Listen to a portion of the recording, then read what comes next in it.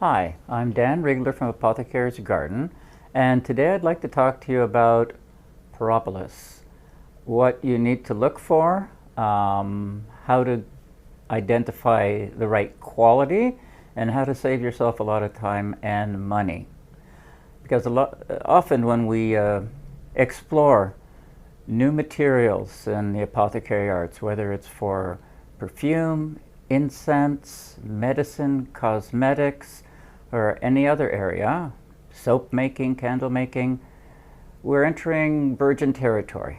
And often I've found that I've spent a lot of time and a lot of money learning, first of all, how to identify quality and the product that I really need, and how to establish relationships with suppliers that are reliable.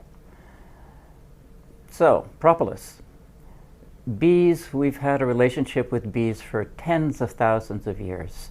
There are 5 main materials that they supply us with: honey, beeswax, pollen, royal jelly, and pollen. All of these materials can be used for medicinal, cosmetic applications, and aromatic applications such as incense and perfume. Now, when we go and look for propolis on the internet, there are varying types. Quite often, and this has been the problem in the past, that when I purchased propolis from a supplier, what I got wasn't actually pure propolis, even though it was marketed as pure propolis. What I got was actually a blend of beeswax and propolis, mainly a mixture of hive scrapings, beeswax, bee legs, bee butts, tons of beeswax, and some propolis mixed in. Now, this is not truly pure propolis, even though it was marketed as such. And if you're going to use it for any of your applications, it's just not, it's not suitable. If you want to work with propolis for aromatic applications, then you need pure propolis. And the purer the propolis is, the better quality your extract will be. If you need beeswax, well, the purer the beeswax is, the better your product will be. But when they come blended like this and sold as pure, then it's at the very least misleading. And often it's because the seller is uneducated. So educating ourselves first goes a long way towards making our lives easier and less expensive. But what happens? What if you went and you bought propolis and you thought it was pure propolis for your work, and when you got it, you had this blend of beeswax, this sticky, soft, mottled blend of beehive leftovers? What would you do? So, and this is also for apiists, beekeepers, if you don't already know. It's very easy or very simple to separate the two in a very pure way and get yourself some really pure beeswax. Now, where did I put that beeswax? Here it is.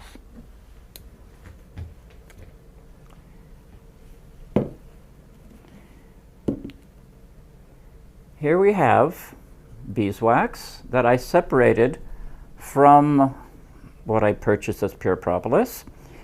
I purchased 2 kilograms of pure propolis and managed to extract this beautiful batch of 1 kilogram of beeswax.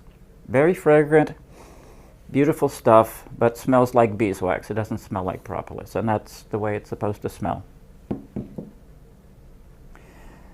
So how do we separate the two? Take a double boiler, a pot in a pot of water, bring it to a boil,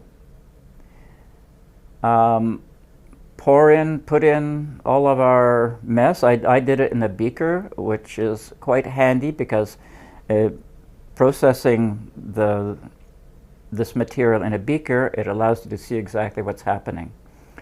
So when the water comes to a boil, the beeswax starts to melt and the propolis starts softening.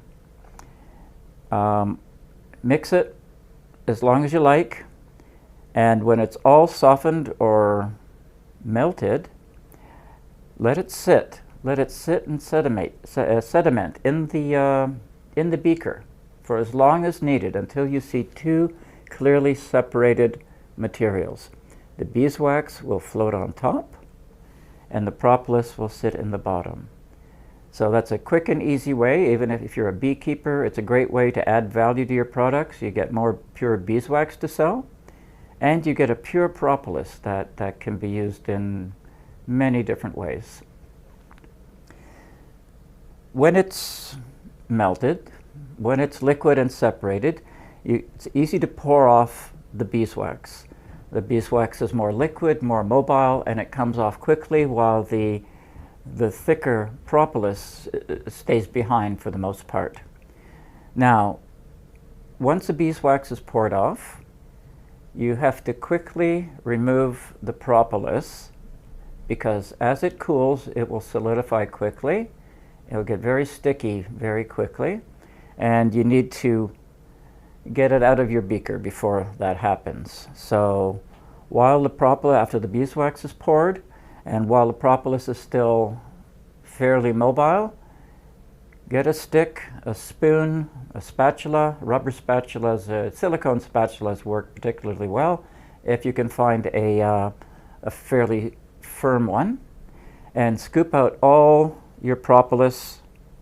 I lay it on a flat surface so it spreads out, and once it cools, it becomes brittle, easy to break, and easy to store.